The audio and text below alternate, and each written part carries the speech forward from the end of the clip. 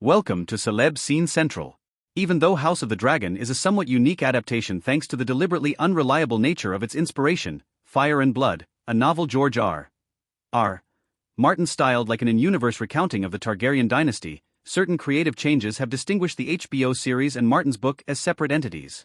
Alicent Hightower, Olivia Cook and Rhaenyra Targaryen, Emma Darcy, become childhood friends of the same age. Laenor Velaryon, John Macmillan, fakes his death, and Aemond Targaryen, Ewan Mitchell, fails to commit fratricide during the Battle of Rook's Rest, to name some key differences. As the House of the Dragon team preps for Season 3, a detail from Fire and Blood that the series continues to omit is Aegon II, Tom Glencarny, and Helena's Targaryens, Fia Sabin third and youngest child Prince Maelor.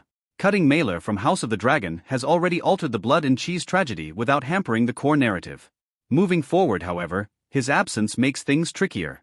The window of opportunity for Maelor to organically join the series is closing, especially since the Season 2 finale establishes that one of Aegon's, parts is a casualty of his injuries. He can't father more children. There's one possible solution, as disturbing or melodramatic or both, as it might be, Aemond. But how plausible is that option? Who is Maelor Targaryen, Helena's third child? According to Fire and Blood, Maelor is 2 years old when the Dance of the Dragons begins, making him 4 years younger than his twin siblings, Jaehaerys and Jaehaera. Unfortunately, Blood and Cheese marks his first significant appearance.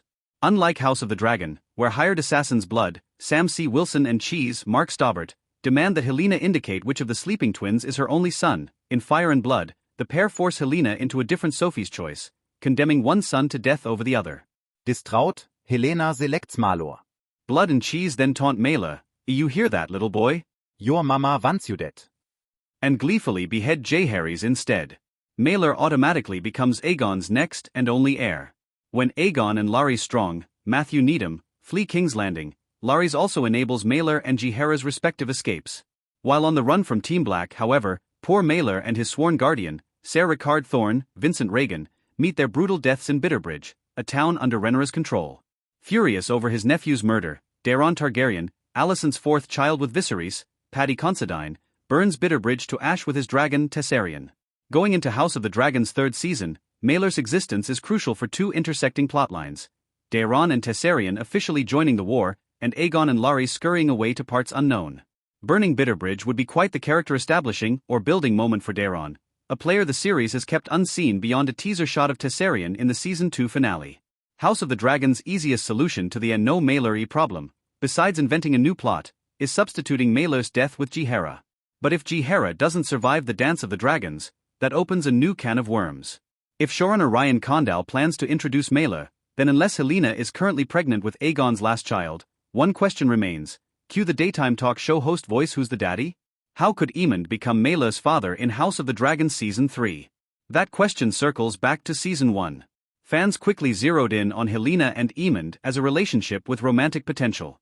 A conspiracy theory citing Aemond as the real father of Helena's twins gained enough traction for Ewan Mitchell and Fia Sabin to discuss the response. In the pair's exclusive conversation with Collider, Sabin said that a Helaemond relationship isn't completely out of the question, and both actors agreed the siblings are a closer add to one another than their other siblings.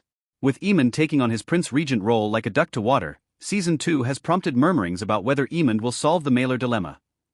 Given Helaena and Aemond's fraught interactions this season, however, it's unlikely they've had a forbidden affair, at least, nothing of enough emotional consequence to address or imply. Considering how their dynamic shifts after the finale's climactic balcony exchange, Helaena won't be interested in a future rendezvous without some intense story adjustment. The demure queen displays a newfound resolve about her prophetic insights, and that clarity grants her a power Aemond's uncertain frustrations and festering rage can't hope to match. The only thing he can do is threaten her life.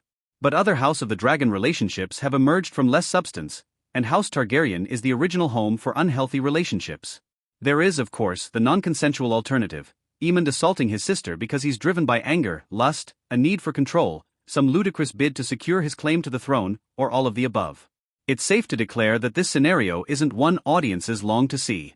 For all of Aemond's increasingly volatile rage, sexual violence doesn't align with how he's purged that anger so far, or with how House of the Dragon has addressed assault.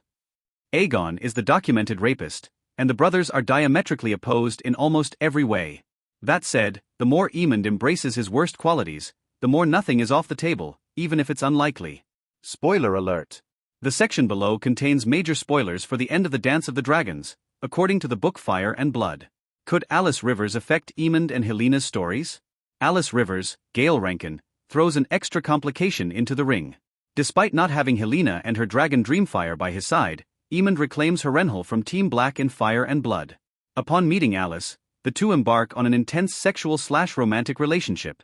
After Aemond meets his untimely end at the God's Eye, Alice makes a play for the throne by asserting that she's pregnant with his trueborn child and naming their offspring as the Iron Throne's rightful heir. Eventually, she gathers a ragtag army under her claim and her power as the Witch Queen of Harrenhal. Unless House of the Dragons Alice chooses to seduce and manipulate Aemond because it's her best choice out of terrible options, she isn't likely to sleep with or be the puppet of a would-be conqueror. As characterized, Alice is the type to toss Aemond headfirst into hallucination therapy, poison him in his sleep, or verbally demolish him until he cowers in the corner. Fire and Blood never confirms Alice's motivations for the relationship or reveals the dynamics' ins and outs, beyond Aemond being smitten, which leaves the writers considerable flexibility.